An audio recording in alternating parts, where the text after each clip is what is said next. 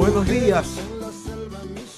3 minutos han pasado desde las 11 de la mañana en este sábado 12 de mayo de 2018.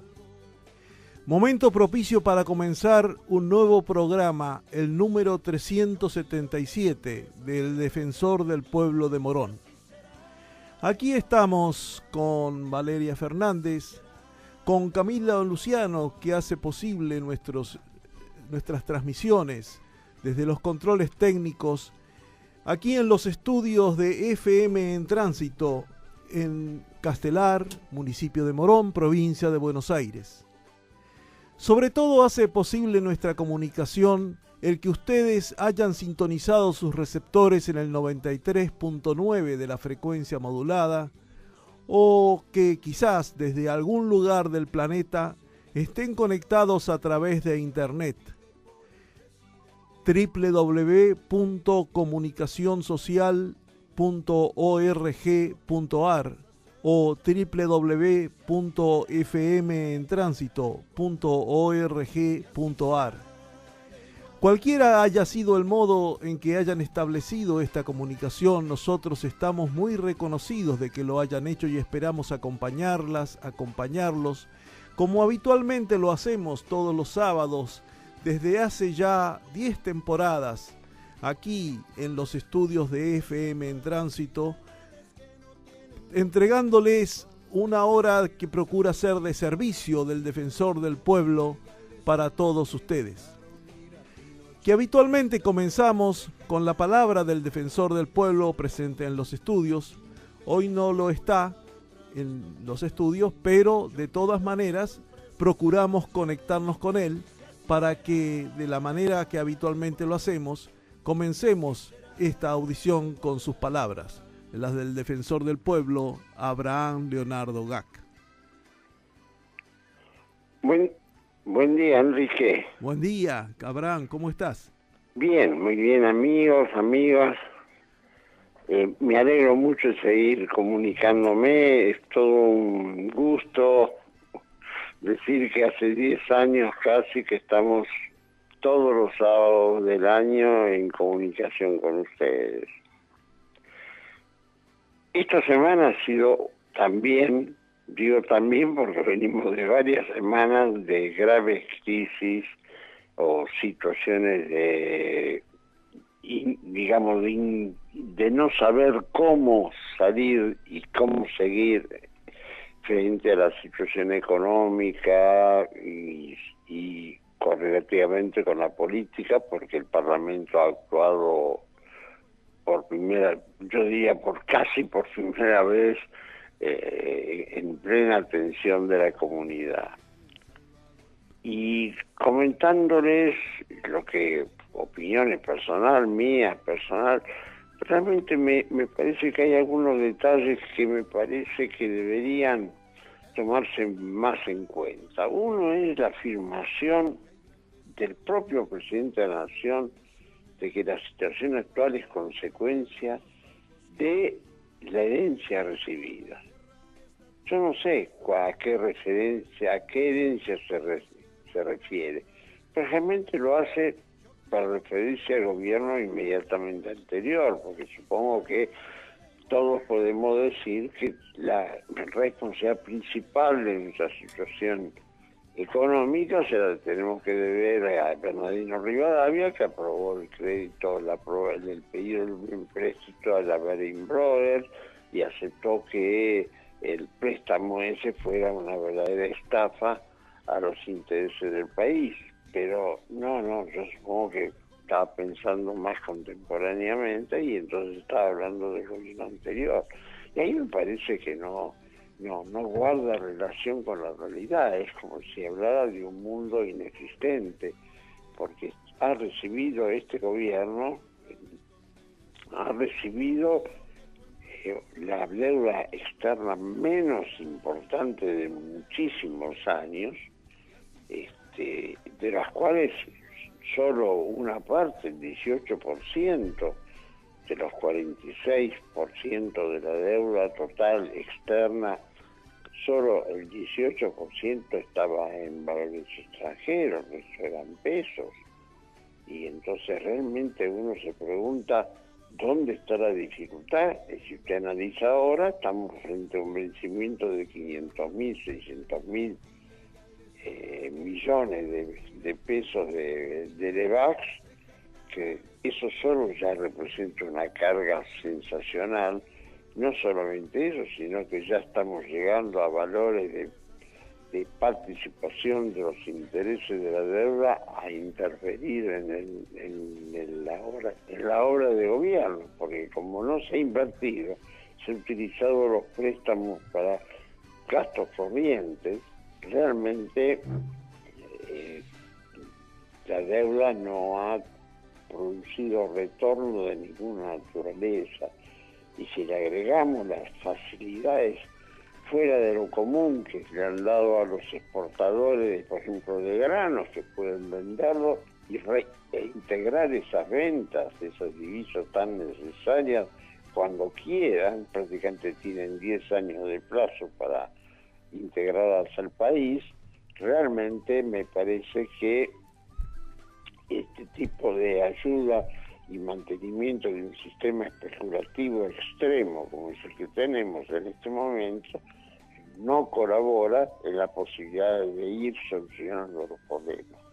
Pero además sabemos que tenemos un vencimiento importante dentro de pocos días, el martes próximo vence una cifra importantísima de LEVAX, y uno piensa que seguramente de alguna manera van a intentar bajar el valor de la moneda para de este modo el retorno de los que salen no sea tan oneroso y el gobierno no se vea obligado a seguir aumentando la tasa de interés para impedir que fuguen, ¿no? Yo creo que realmente todo el sistema está librado al azar. Esa es la peor sensación que tenemos en la población.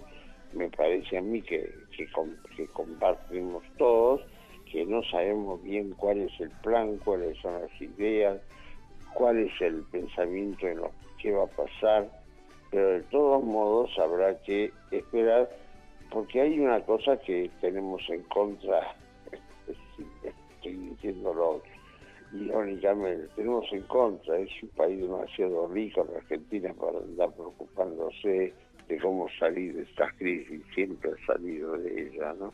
De alguna manera. Y la rapidez con que se pudo salir en el 2002 realmente marcan condiciones y posibilidades del país, pero claro, si le quitamos las retenciones al agro, si le facilitamos retenciones a las mineras y también libertad de retirar y llevarse todo el dinero al exterior, de llevar sobre todo material original sin ningún tipo de incorporación de valor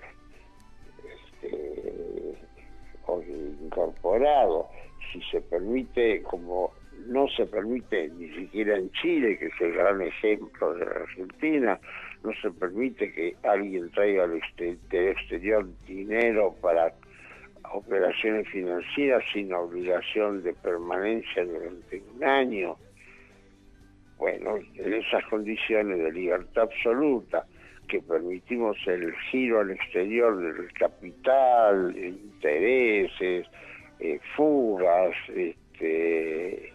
violación de fiscales, etcétera, que se vayan al exterior libremente, todo eso es un aquelarre que realmente, por lo menos uno piensa que no puede, aunque le parece increíble, no puede ser que el pensamiento de las autoridades sea que el futuro argentino es el de un futuro como el de Suiza, puramente viviendo y fundamentalmente de los movimientos de recursos especulativos. De modo que realmente me parece a mí que tenemos que estar atentos, cuidadosos, cuidemos nuestro peso y sobre todo tengamos y empecemos a presionar con la opinión pública sobre un control sobre los precios de los productos de consumo, porque creo que en eso también hay una cuestión muy abusiva.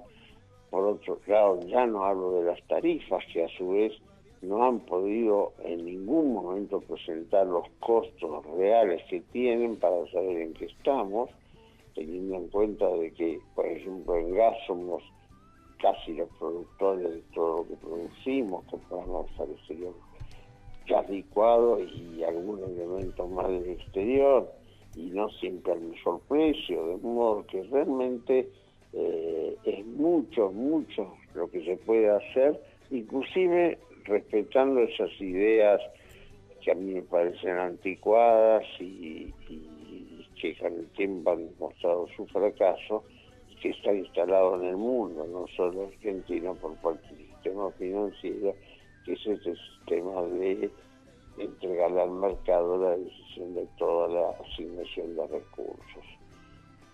Si no seguimos empeñados en lograr una distribución más equitativa del ingreso, difícilmente podemos lograr la Argentina, que está en condiciones de brindar a todos sus habitantes. Muy bien, muchas gracias, Abraham. Nos vemos el próximo sábado y vamos a una breve pausa, como siempre. Gracias. La Defensoría del Pueblo de Morón es un organismo público y autónomo. Tiene como misión defender, proteger y promocionar los derechos e intereses legítimos, individuales y colectivos de los habitantes de Morón. La Defensoría queda en Bartolomé Mitre 877. Atiende de lunes a viernes de 8:30 a 15 y podés llamar al 0800-666-0957 o enviar un email a defensoría.consultas@moron.gov.ar. También seguinos en Twitter, @defensoriamorón. 939 años en tránsito. 939 30 años en el oeste. Todas las personas son iguales ante la ley. Hacé valer tus derechos.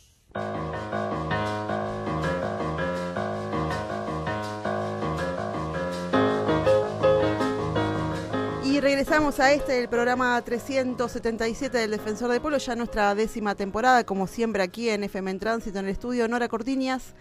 Y también, como cada sábado, buscamos temas que sean de interés de los vecinos, las vecinas y todo aquel ciudadano que nos esté escuchando, tanto por la 93.9 del dial como por la web en www.comunicacionsocial.org.ar. Hace unos cuantos días tuvimos al doctor Germán Navas, que nos habló del derecho a la protección de datos, y hoy lo tenemos al doctor Nicolás Estanca. Sí. Muy buenos días.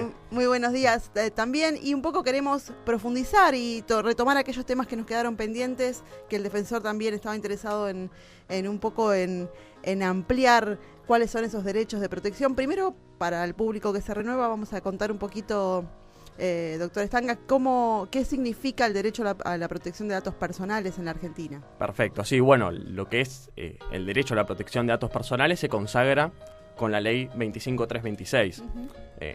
Con este avance moderno de los últimos años, el acceso a los datos de las personas está cada vez más al alcance de la mano. Entonces, lo que viene a hacer esta ley de protección de datos personales es decirle a las entidades emisoras de informes comerciales de datos qué información pueden publicar y qué información no pueden publicar.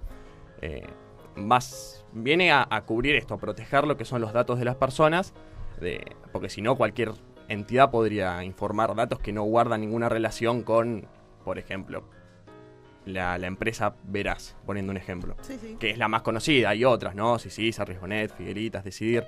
Hay muchas empresas que venden informes comerciales de las personas con determinados datos, ya sea nombre, edad, pero lo principal, lo que más se manejan son las deudas que tienen las personas. Uh-huh. Lo que viene a hacer esta ley 25326 es ponerle un límite al tratamiento de esos datos y decirle hasta qué punto pueden informar y hasta qué punto no. Justamente en el 26, inciso 4, se consagra lo que es el derecho al olvido, que dice que las deudas que pueden ser publicadas por estas empresas emisoras de informes comerciales son las que tienen hasta 5 años. Uh-huh. Una deuda mayor a 5 años no puede ser informada por estas empresas que se encargan justamente de vender informes comerciales. Eso en cuanto a lo comercial, que según lo que estás diciendo, uno tiene derecho también a que no le exijan una determinada deuda por medio de esas empresas. Exactamente, sí. Cuando determinada empresa de informe comercial está publicando deuda, pero te hablo de deudas desde el corralito, muchas veces se siguen publicando, uno puede accionar contra estas empresas con lo que se conoce como habeas data, justamente para rectificar dicho informe comercial a los fines de eliminar ese registro. Para que se cumple, nosotros justamente nos encargamos de ser la vía para accionar contra las empresas de informes comerciales y rectificar esa información a los fines de que ya no sea publicada una deuda completamente obsoleta, te hablo justamente. Sí, es también el derecho que tiene una persona de reinsertarse en el sistema. Porque y si con no, Germán hablábamos justamente que no solamente algunas son antiguas, sino que algunas son por montos irrisorios, sí, también. que después se indexan y todas esas cosas, pero pero realmente se las son venden absurdas. entre empresas, también pasa. Exactamente. ¿Y esto por qué importa a los vecinos y las vecinas y a todo aquel que nos esté escuchando? Porque muchas veces esto le impide, digamos, entrar a las empresas como el Veraz y como otras, le impide acceder a créditos, a tarjetas, a un montón de compras que pueden hacer. Pero además de lo que tiene que ver con lo comercial, hay datos nuestros por toda la virtualidad que también son vendidos con otros fines. Completamente, o sea, sí. Y eso bueno, también lo protege la ley. Exactamente, sí. Hay ciertos datos que pueden, no solamente los que son fines comerciales, como bien dijiste, sino hay otros datos que no hacen al informe comercial. Uno se publica lo que es la edad, la fecha de nacimiento, pero hay determinados datos, no sé, orientación sexual, por ejemplo, ¿no? Poniendo un ejemplo, no puede ser tratado, no puede ser informado. Hay ciertos, esta ley también sirve para proteger ese tipo de datos, los datos que son sensibles también, de la persona, exactamente, sí. Y bueno, pero con estos datos que son tan al alcance de las personas, digamos, uno, lamentablemente, para bien y para mal, el avance de la tecnología hace que uno tenga acceso a datos de otra persona que antes quizá no se tenían.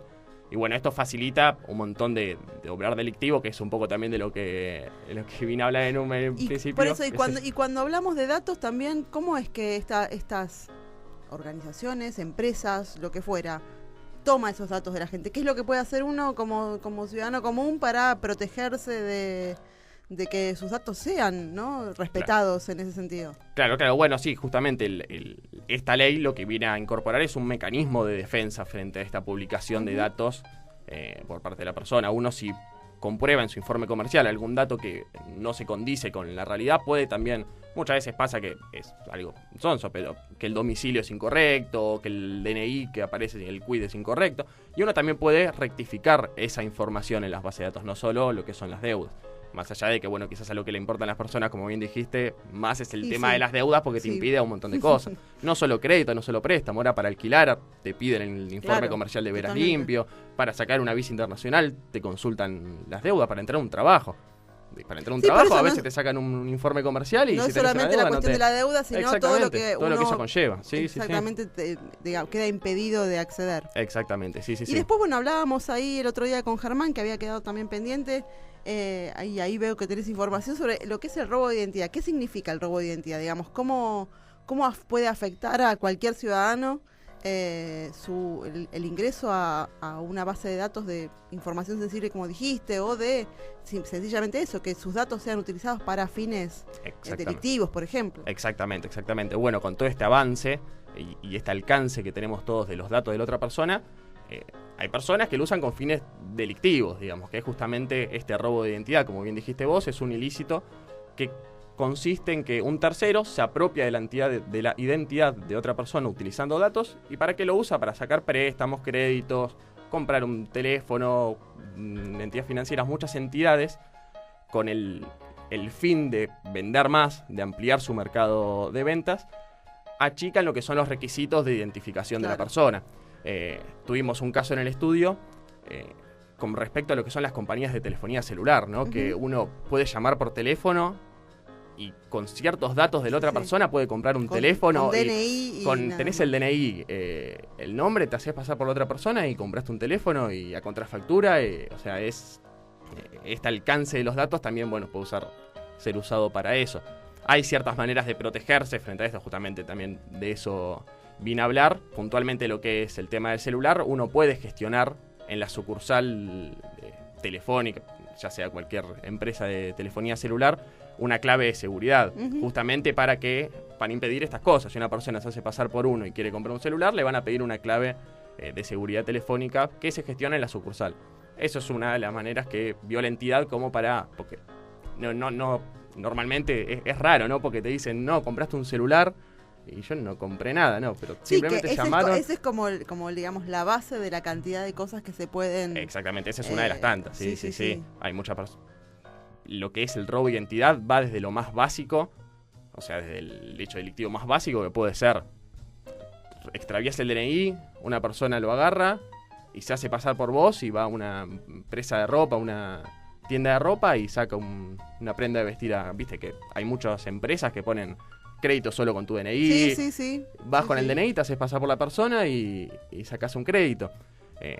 Como también hay hechos que mucho más complejos de robo de identidad, que es lo que se llama el phishing.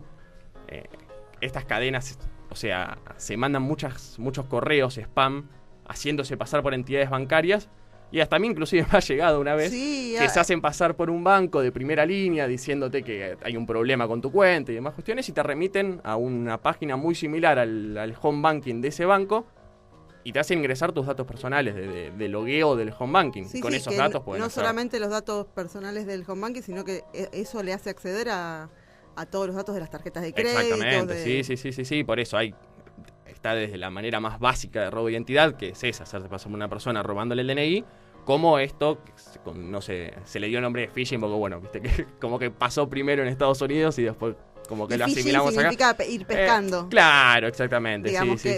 Esos mails que mandan, que son muy, muy habituales, que en general los mails, las compañías de correo electrónico, digamos, detectan cuáles son falsos y cuáles no, pero muchas veces pasa. Uno se distrae y aprieta sin querer. O te pones, si no, te llega un correo diciendo que hay un problema con tu cuenta y ingresás el siguiente link y te loguean y vos ves si es la página de tu banco a la que ingresás todos los días. No notas nada extraño, simplemente que es otra web que lo único que hace es recopilar los datos. Es importante porque uno conoce muchos casos de mucha gente que ingresó en esto y después se encuentra con deudas porque ingresa al Veraz, por ejemplo.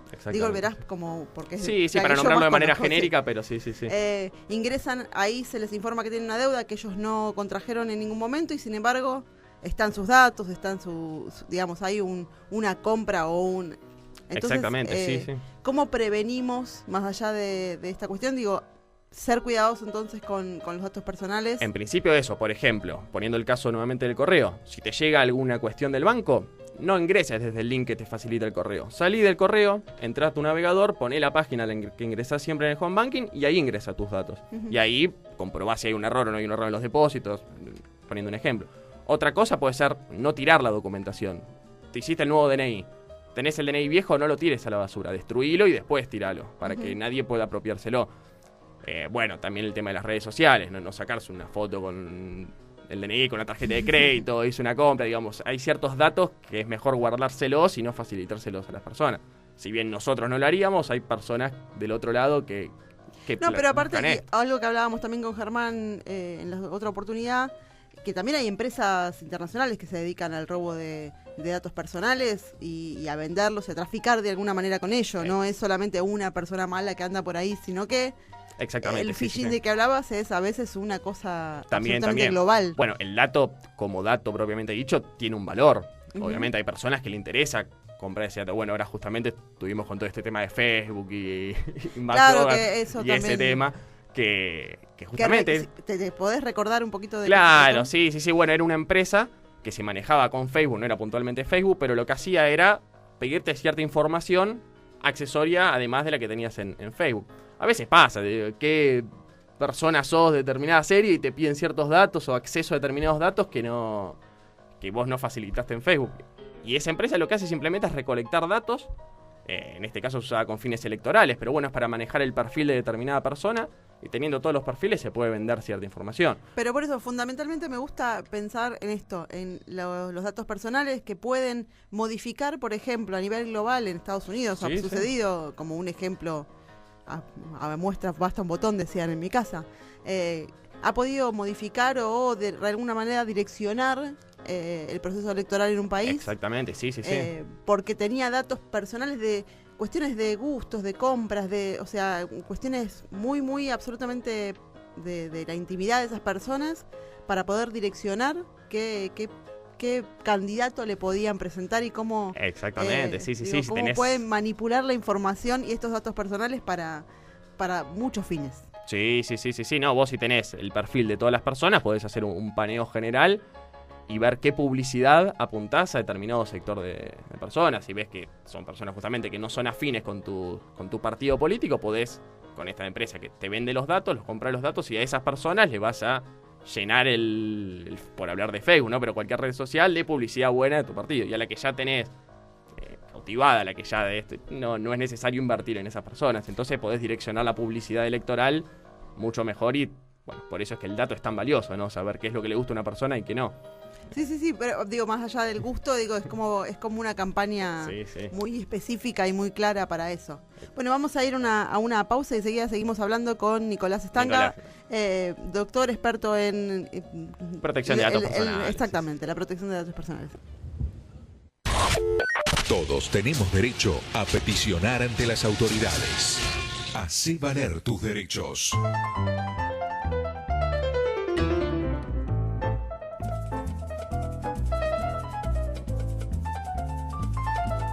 Y regresamos este 12 de mayo del 2018 al programa del Defensor del Pueblo. Como cada sábado estamos con un invitado especial. En este caso estamos con el doctor Nicolás Stanga, que vino un poco a ampliar lo que ya habíamos hablado con el doctor Germán Navas hace unos programas atrás, que tiene que ver con el derecho a la protección de datos y y todo lo que eso implica, como por ejemplo lo que estábamos hablando recientemente del robo a la identidad, de cómo personas, empresas, organizaciones toman datos, los venden, y hay gente que hace, por ejemplo, estafas de manera virtual con las tarjetas de crédito, pero bueno, recién fuera del aire conversábamos de, entonces, ¿qué precauciones puede uno tomar cuando quiere hacer, por ejemplo, una compra con su tarjeta de crédito, cuando quiere hacer una reserva y le exigen poner los datos de la tarjeta de crédito u otros datos que en realidad no son relevantes para la compra en sí, pero sí se los exigen, los pone, no los pone? ¿Qué hacemos, digamos, como usuarios y consumidores ante la exigencia de muchas páginas de compra que nos piden datos sensibles? Claro, bueno, en principio justamente dijiste bien vos eso. ¿Es necesario el dato que ingresás al momento de la compra? Si vos haces una compra con tarjeta de crédito, Mercado Libre, bueno, sí, obviamente necesitan los datos de la tarjeta y es una compra que está protegida y la empresa garantiza justamente que esos datos no se usen con fines futuros para fines delictivos. Pero ahora pasa que quizás vas a hacer el alquiler de una casa, como decías, y te piden los datos de la tarjeta o algo por el estilo y vos vas a pagarlo en efectivo. Eso no es necesario, no se tiene que facilitar. El tema es que uno también está en la disputa de decir, bueno, pero no se lo doy, no puedo hacer la compra, no se lo doy, no puedo hacer... Claro. Pero bueno, facilitar, uno sabe que cuando facilita ciertos datos de la tarjeta con el código de seguridad, se lo puede facilitar a una persona que no tiene fines delictivos como otra que sí. Y es complicado porque uno con los datos de la tarjeta, el código de seguridad, puede realizar cualquier compra de todo tipo y con total impunidad, digamos. Ahora, justamente, volviendo al tema de Mercado Libre, uno con los datos de la tarjeta puede realizar cualquier tipo de compra. Por eso está bueno cuidar los datos que uno brinda a cualquier empresa. O cuando va a pagar con tarjeta, que no se la lleven atrás la tarjeta con el DNI, te pasen la tarjeta. Eso y es fundamental porque sucede muchas veces. Sí, le sacan foto de los dos lados a la tarjeta, le sacan foto a tu DNI y ya con eso pueden realizar cualquier tipo de compra, que es justamente eso, el robo de identidad. Después esa persona se hace pasar por vos con tus datos personales y con los datos de tu tarjeta de crédito y puede realizar compras en tu nombre. Mirá qué tontería, pero digo, para la gente que está escuchando, que muchas veces compran un negocio y tienen el postnet detrás y se llevan la tarjeta. Ojo con eso, seamos cuidadosos, exijamos el derecho a que se nos... No, tráeme el postnet adelante, pasa la tarjeta adelante mío no tenemos que perder de vista Claro, exactamente, sí, es que una vez es complicado porque vas a un restaurante y tampoco vas a correr al mozo atrás de la tarjeta para ver por dónde la pasa o que no saque fotos. Pero bueno, la realidad es que uno con esos datos, con esas imágenes puede realizar compra. Uno después tiene las vías para impugnar la compra que se hace ahí quería ir también, ir. ¿Qué derechos tiene uno, digamos, si se encuentra, bueno, ya lo aclaraste en cuanto a si ingresas a estas empresas de cobro como el Veraz y como no de cobro, sino de informes comerciales, pero ¿cómo hace un ciudadano común si de pronto le llega una deuda? Nosotros tenemos muchos casos en la Defensoría del Pueblo que se acerca gente que dice, me apareció esto en la tarjeta de crédito.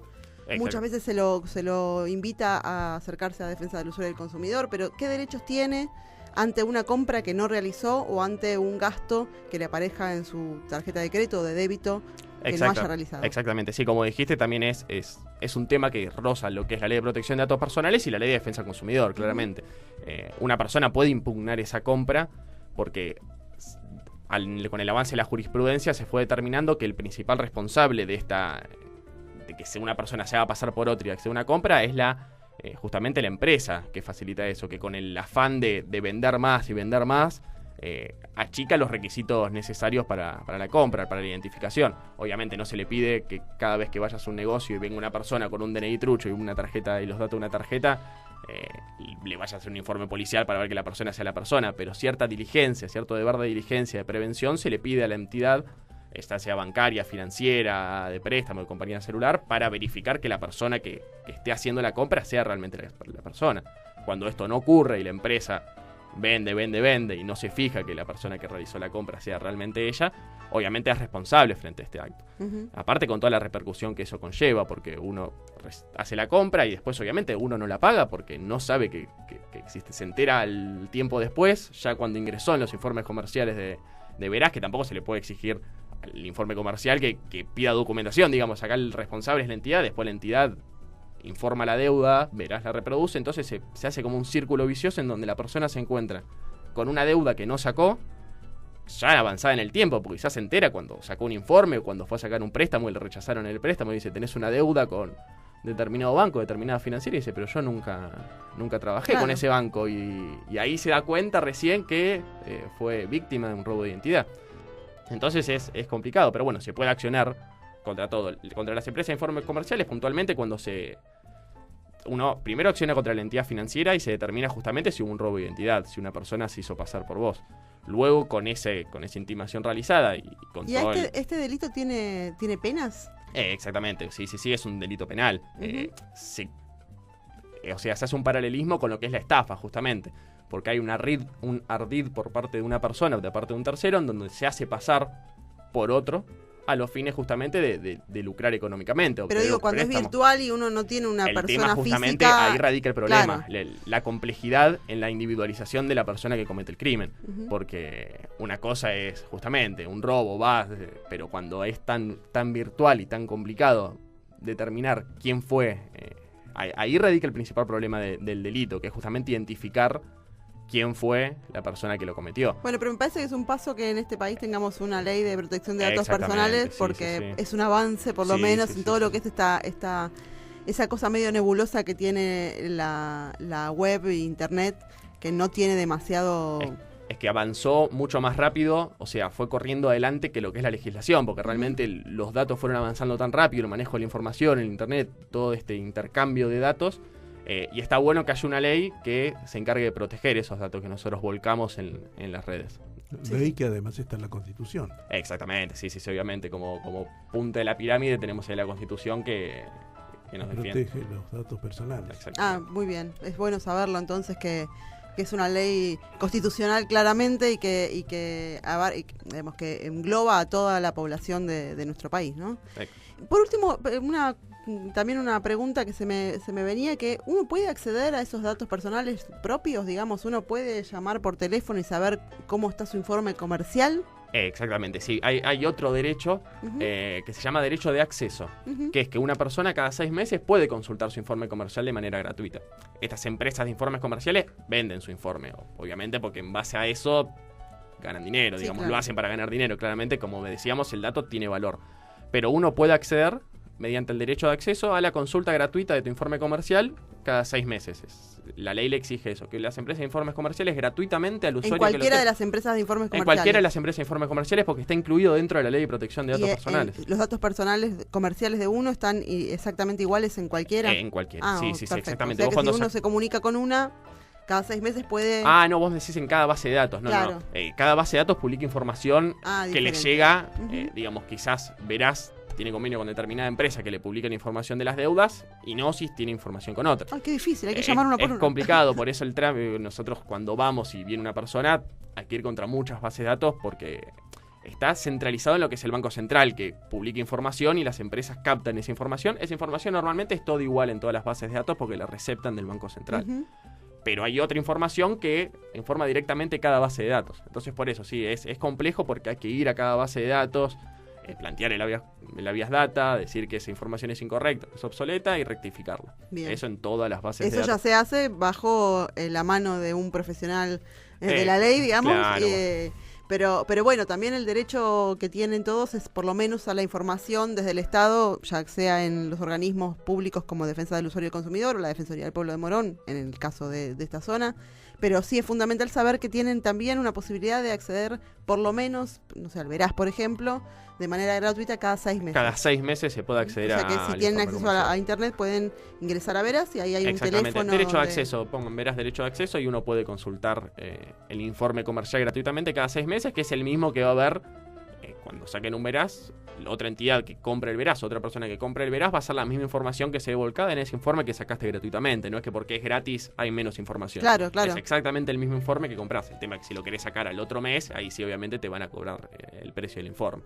Eso sí. Está bien, pero bueno, es fundamental conocer entonces cuáles son los derechos que tenemos como ciudadanos, hasta dónde pueden, digamos, de esta limitación que tienen las empresas de exigir determinadas deudas y bueno, y que también hay, por supuesto, abogados y abogadas que en el caso de que lo requieran, van a tener que ahí accionar con el habeas data que recién nombrabas. Sí, para eso y recordar también entonces que no solamente que los datos son los datos económicos de situación de deuda, pero también y fundamentalmente son los datos personales, sensibles, que afectan a la persona.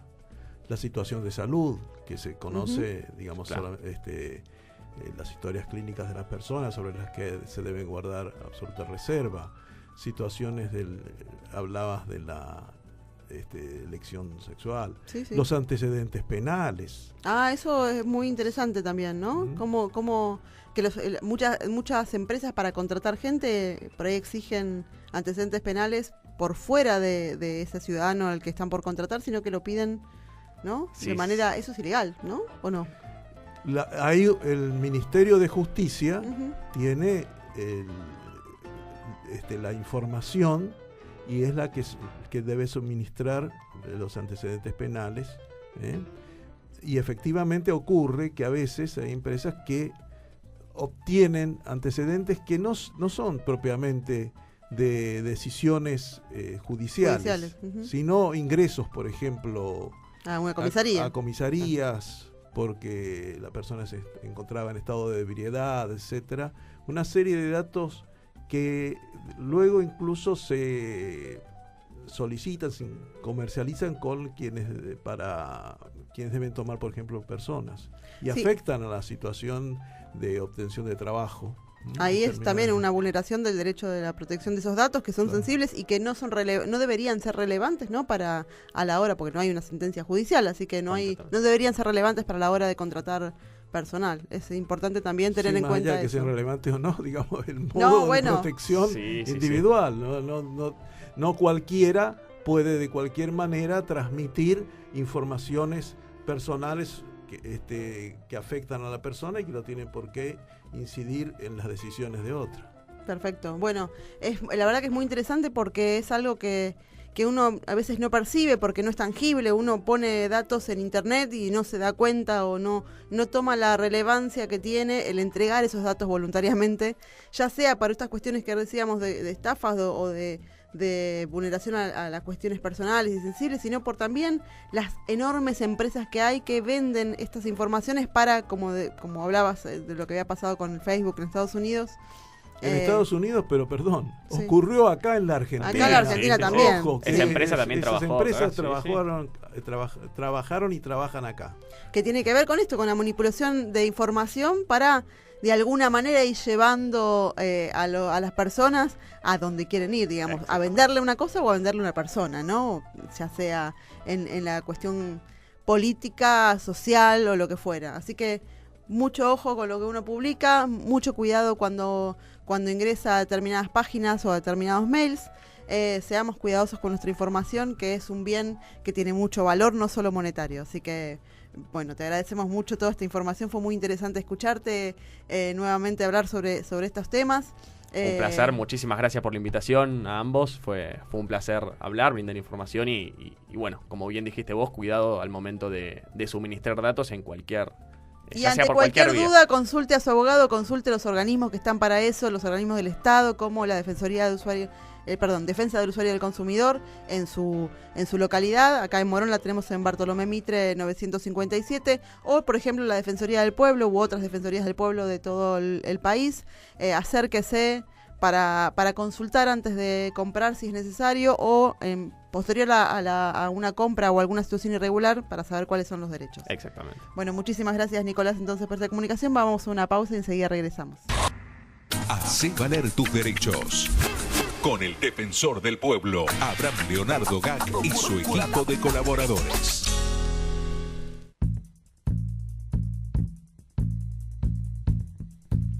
Y regresamos al programa del Defensor del Pueblo. Como cada sábado en este tramo del programa tenemos la columna de Enrique Pochat, hoy intitulada Paraguay. Cuando Juan de Garay, avanzado allá el siglo XVI, se dispuso a fundar una ciudad en el gran estuario que comunicaba el mar con la entrada al río Paraná, convocó a los pobladores de Asunción, la ciudad en que él vivía, a integrarse a la expedición. Les prometió distribuir tierras en la nueva ciudad y el dominio sobre los numerosos potros que se habían reproducido en la pampa. El primer intento de fundación terminó por concretarse a medio camino. Garay fundó Santa Fe en 1573. Para el segundo intento, en 1580, logró convocar a 10 españoles y a 60 mancebos de la tierra, como se designaba a los nativos que vivían en Asunción y sus alrededores. Ellos fueron los primeros pobladores de la ciudad de la Santísima Trinidad y su puerto de Santa María de los Buenos Aires en 1580.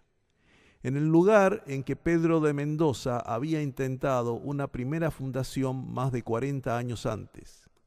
En definitiva, el nombre del puerto dio su nombre también a toda la población, Buenos Aires. Lo cierto es que estos primeros pobladores de Buenos Aires, como los de Santa Fe, fueron asunceños, fueron paraguayos. Cuando se creó a fines del siglo XVIII el Virreinato del Río de la Plata, la sede del virrey se puso en Buenos Aires, que para entonces había pasado de ser una mera entrada hacia Asunción y las ciudades del Alto Perú, en que estaba la principal riqueza de estas tierras, a constituirse en una población importante. Asunción quedó como capital de la Intendencia del Paraguay, que comprendía las tierras de las antiguas misiones jesuíticas, guaraníes. Desde allí se enviaron refuerzos para luchar contra los invasores ingleses en 1806. Los soldados paraguayos no llegaron a combatir en Buenos Aires porque arribaron cuando ésta ya había sido reconquistada, pero sí debieron luchar en Montevideo contra la segunda invasión. Allí se relacionaron con pobladores de la banda oriental, entre ellos el capitán de Blandengues, José Gervasio de Artigas. En mayo de 1810, la invasión napoleónica de España hizo temblar los cimientos de la monarquía española en todas sus posesiones. En Buenos Aires, capital del virreinato, se creó una junta de gobierno que reemplazó al derrocado virrey Baltasar Hidalgo de Cisneros. Las primeras acciones de esta junta fueron la de buscar apoyos entre el resto de ciudades e intendencias del virreinato para que aceptasen su autoridad. Casi todas lo hicieron, creándose la Junta Grande en diciembre de 1810, pero Paraguay no quiso compartir esta junta. El gobernador de la intendencia, Bernardo de Velasco, rechazó al emisario bonaerense, el coronel José de Espínola. En cambio, convocó a un cabildo abierto el 24 de julio de 1810 en que se juró lealtad al Consejo de Regencia que representaba a Fernando VII en España y anunció la posible movilización de la población para defenderse de quienes se habían rebelado contra la autoridad virreinal. La Junta de Buenos Aires, ante la negativa paraguaya de integrarse en la Junta Mayor Revolucionaria, tomó medidas extraordinarias y cortó las comunicaciones con Asunción. Se organizó una expedición militar dirigida por Manuel Belgrano que cruzó el río Paraná en diciembre de 1810, iniciándose la Guerra Civil. Las fuerzas paraguayas derrotaron a la expedición de Buenos Aires en Paraguarí y Tacuarí, pero el proceso de la independencia del Paraguay había comenzado. En la noche del 14 de mayo de 1811, un grupo de oficiales paraguayos se sublevó en los principales cuarteles de Asunción. Y en la madrugada del 15 de mayo, los oficiales presentaron una nota al gobernador español Bernardo Velasco, exigiéndoles la separación de los funcionarios españoles y de todos los miembros del cabildo, que ningún buque saliera de Asunción y que el emisario portugués que había sido convocado con anterioridad por el gobernador español para obtener el apoyo de la corte portuguesa contra los revolucionarios de Buenos Aires no abandonara la ciudad. De esa forma Velasco perdió autoridad, aunque no fue separado del gobierno inmediatamente. El 16 de mayo se formó un triunvirato con Velasco, José Gaspar Rodríguez de Francia, principal figura entre los revolucionarios, y Juan Ceballos. Ese mismo día el triunvirato juró fidelidad al rey de España, Fernando VII, que seguía encontrándose en Francia prisionero del emperador francés Napoleón. En el atardecer del 15 de mayo fue izada la bandera paraguaya y 21 cañonazos saludaron el triunfo revolucionario. El lunes y el martes de la próxima semana se conmemorarán 200 años de estos episodios inaugurales de la independencia del Paraguay. El 20 de julio de 1811, la Junta Paraguaya enviaba una nota a la Junta de Buenos Aires en la que comunicaba que Paraguay se gobernaría de forma autónoma. Posteriormente, el país celebró varios congresos y en 1813 se estableció la forma de gobierno y la elección de diputados, nombrando a Rodríguez de Francia como dictador supremo del Paraguay. El Paraguay se mantuvo aislado de las restantes provincias unidas. No accedió a la propuesta de Artigas de sumarse a las provincias, a los pueblos libres, con respeto real por el federalismo y resistiendo la hegemonía que quería imponer Buenos Aires. Artigas fue luego derrotado por los invasores portugueses y debió exiliarse en Asunción hasta su muerte en esa ciudad en 1850. Y recién en 1842, tras la muerte del doctor Francia, se proclamó formalmente la independencia de Paraguay como república independiente, desgajada de la Confederación Argentina, aunque con vínculos muy fuertes de hermandad entre ambos pueblos.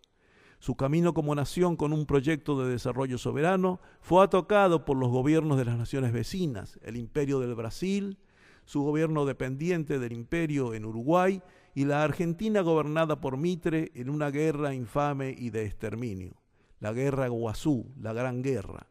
De ella ha resurgido el pueblo paraguayo como nunca se ha perdido la amistad entre los pueblos. Nos unimos a la celebración de su independencia.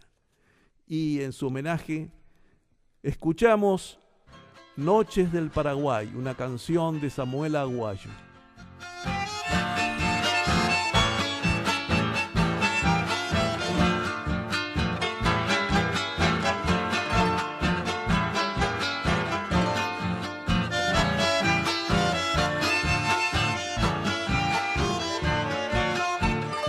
Viejos recuerdos traen mi memoria y llega al lado que es todo un ay. Mi pecho enfermo dulce y piensa noches hermosas del Paraguay. Huérfano y cierto sigo la ruta, triste tragedia de mi penar. Mas nada pasa, mi alma se enluta, sueña en las noches del Paraguay. De ti distante me sé bohemio, canto mis versos todo al azar. Sufro llorando en altas horas que no son noches del Paraguay.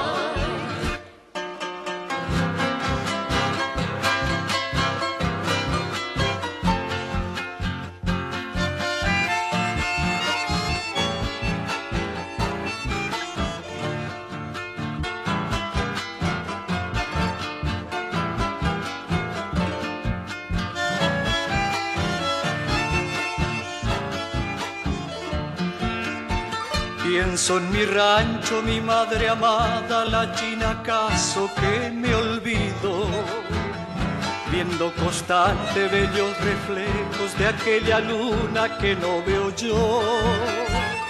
Mi luna hermosa no me refleja, la niebla fría cubre mi andar. No son tus campos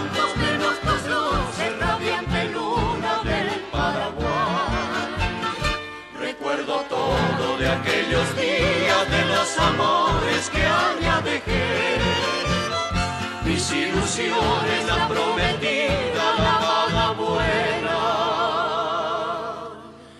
de mi niñez.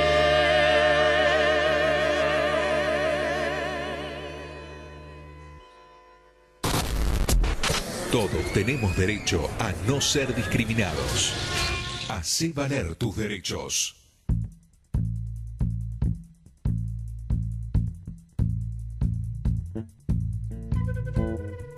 Y bueno, ya regresando para irnos al programa del Defensor del Pueblo, este 377 de esta 10ª temporada ya. Y yo quería simplemente recordar, porque me lo están pidiendo muchas compañeras que han venido acá al programa del Defensor del Pueblo, que hay un pañuelazo por el aborto legal, seguro y gratuito en Ituzaingó a las 16 horas en la Plaza 20 de Febrero en Ituzaingó Norte, así que están ahí invitados e invitadas para acompañar este pañuelazo. Pero bueno, nuestro trabajo sigue toda la semana, ¿no, Enrique? Sí, este servicio del Defensor del Pueblo, que es de los sábados, la emisora FM en Tránsito, termina ahora al mediodía. Pero la actividad del Defensor del Pueblo, Abraham Leonardo Gac, y de su equipo de colaboradores, continúa durante toda la semana. En Bartolomé Mitre 877 de la ciudad de Morón está la Defensoría del Pueblo, y allí estamos entre las 8 de la mañana y las 3 de la tarde dispuestos a atenderte de la mejor manera posible para que presentes, para que hagas llegar tu pedido de orientación, tu denuncia, tu reclamo, tu consulta. También esta consulta, reclamo, pedido de orientación pueden hacerse llegar por teléfono a la línea gratuita del Defensor del Pueblo 0800-666-0957 o por correo electrónico defensor@defensoriamoron.gobelarga.ar es la dirección de correo electrónico del Defensor del Pueblo. También en la página web de la Defensoría del Pueblo, www.defensoriamoron.gobelarga.ar, hay una sección donde se pueden poner reclamos. Sí, www.defensoriamoron.gov.ar/reclamos. Ingresan a esta pestaña donde pueden subir su consulta, su pedido de asesoramiento, su reclamo directamente, e incluso pueden subir toda documentación que crean necesaria para que nuestro equipo de trabajo se comunique y podamos por lo menos colaborar con la solución del problema. Bueno, también hay otras cosas en la página web. La página web tiene una sección donde encontrarán todas estas audiciones que hacemos cada sábado, allí subidas para que las puedan revivir y compartir también. Y también, por supuesto, entrevista con el doctor Nicolás por Estanga. supuesto que estará durante el transcurso de esta semana estará subida y compartida también en nuestras redes sociales, porque también tenemos página de Facebook, tenemos Twitter, tenemos Instagram. Ahora con las nuevas tecnologías ingresamos a las casas de todos y todas los vecinos de Morón. Así que sin alterar sus datos personales. Sin alterar sus datos personales, todos los datos personales que recauda el Defensor del Pueblo están muy protegidos. Bien, efectivamente, todas las intervenciones del Defensor del Pueblo, por la ordenanza que lo creó, y además de por la ley, están protegidas, son solo conocidas por quien los presenta, por el Defensor del Pueblo, y eventualmente por el organismo destinatario cuando corresponde. Pero no son publicados en ningún momento ni son dados a nadie sin ninguna razón explícita. Muy bien.